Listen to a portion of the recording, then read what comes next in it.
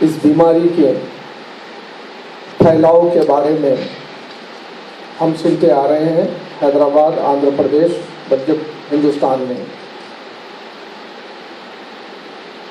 Traditionally ये जो disease है इसके बारे में ये समझा जाता है कि ये इरफान है, दवा लेने की वजह से कम हो जाएगा और ज़्यादा पेशेंट्स का जो ध्यान होता था वो अदर देन एलोपैथिक मेडिसिन के ऊपर होता था, जैसे यूनानी मेडिसिन है, आयुर्वेदिक है, दूसरे तरीके हैं। बट जहाँ तक हेपेटाइटिस का ताल्लुक है, ये जो आम इरफान की जो बात होती थी उससे बढ़कर है। हेपेटाइटिस का जो मीनिंग है मेडिकल साइंसेस में वो है इन्फ्लेमेशन ऑफ लीवर। लीवर का, जिगर का सूजन आना या तो लीवर का साइज का बढ़ना। हेपेटाइटिस ये लीवर रिलेटेड इन्फेक्शन है। बेसिकली हेपेटाइटिस को दो हिस्सों में तकसीम किया जाता है, एक वायरल हेपेटाइटिस और एक नॉन वायरल हेपेटाइटिस है।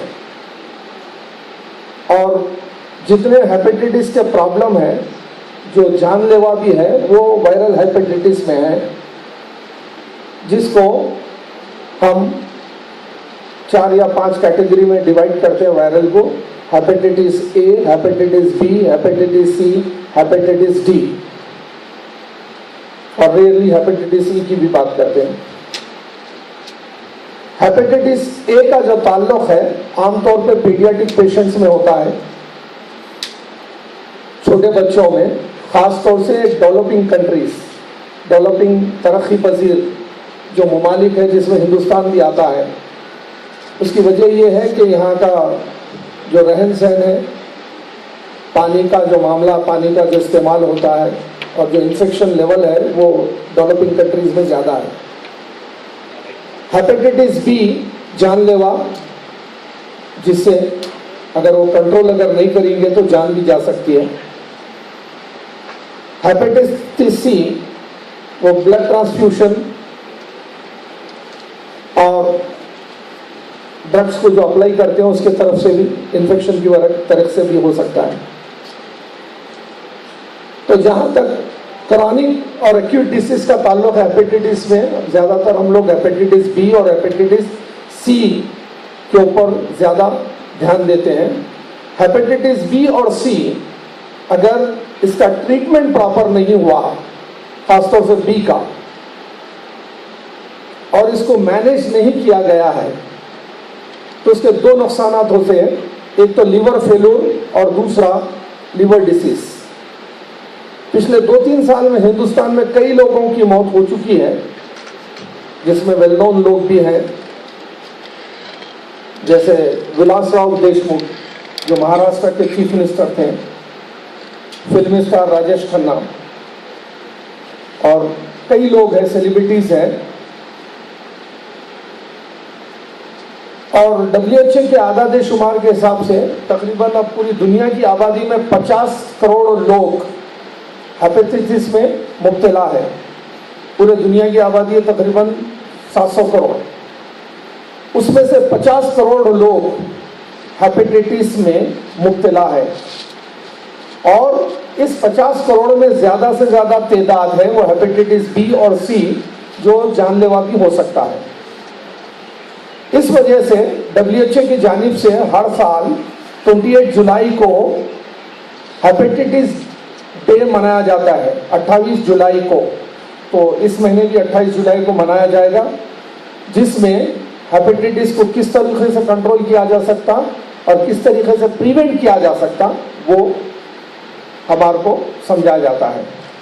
हाज़रीन, ये हमारे लिए खुशी की बात है कि आज हमारे साथ जो डॉक्टर हैं, डॉक्टर मनीष सी वर्मा, जो सीनियर कंसल्टेंट है,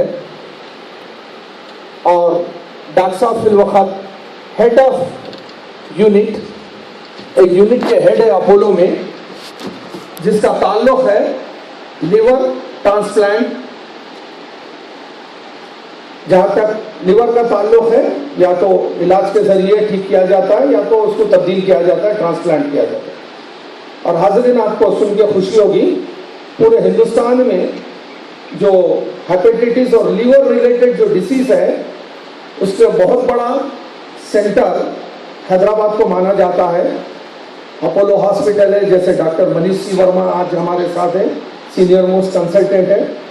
उस तरीके से कई नामवर शख्सियतें हैदराबाद में रह चुकी है, जिसमें जो पहला नाम हम स्टार्ट करते हैं पद्मश्री डॉक्टर CM हबीबुल्लाह और doctor Ravindra Nath Global Hospital और doctor Nageshwar Reddy Asian Institute of Gastroenterology. दूसरे रियासतों से, दूसरे मुल्कों से भी यहाँ पर लिवर डिसीज के लिए, इलाज के लिए हैदराबाद लोग आते हैं। यह हमारे लिए खुशी की बात है कि यहाँ पर इस किस्म की फैसिलिटीज़ मौजूद हैं, जिसमें से अपोलो हॉस्पिटल का अपना एक मुकाम है। अपोलो हॉस्पिटल का एक सेपरेट यूनिट है जहाँ पर लिवर रिलेटेड डिसीज और लिवर ट्रांसप्लांटेशन, जिगर लीवर को तब्दील करने का भी जो मामला है ये अपोलो हॉस्पिटल में किया जाता है। और ये हमारे वास्ते खुशकिस्मती है कि जो हेड है यूनिट के वो हमारे साथ हैं डॉक्टर मनीष सी वर्मा। मनीष सी वर्मा साहब का मैं बायोडाटा देख रहा था।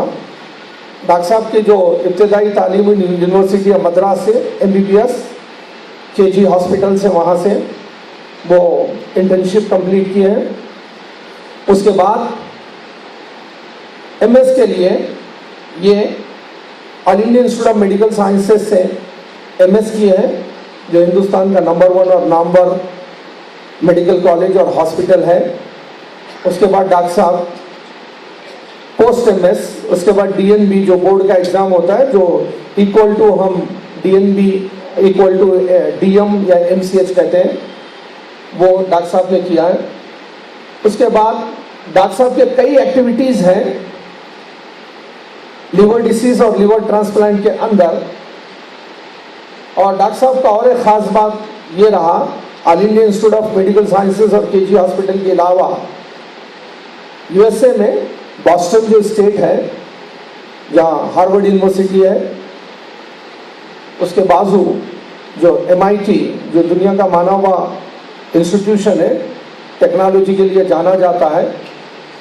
MIT के बगल में हॉस्पिटल है मैसाचुसेट्स हॉस्पिटल, वहाँ के ये विजिटिंग फेलो है। और वहाँ के हॉस्पिटल में आपने अपनी तालीमी मसरूफियात और क्लिनिकल मसरूफियात वहाँ पर रखे हैं। और वहाँ के ये मैसाचुसेट्स जनरल हॉस्पिटल बॉस्टन के सीनियर फेलो भी है, विजिटिंग फेलो। तो डॉक्टर साहब को अमेरिका और हिंदुस्तान का तजुर्बा है और मैं समझता हूँ कि हमारे लिए ज़्यादा से ज़्यादा मुफीद रहेगा हमें हेपेटाइटिस के बारे में जानने के लिए। हाज़रीन, थालियों की गूंज में हम इस्तेमाल करते हैं डॉक्टर मनीष सी वर्मा का।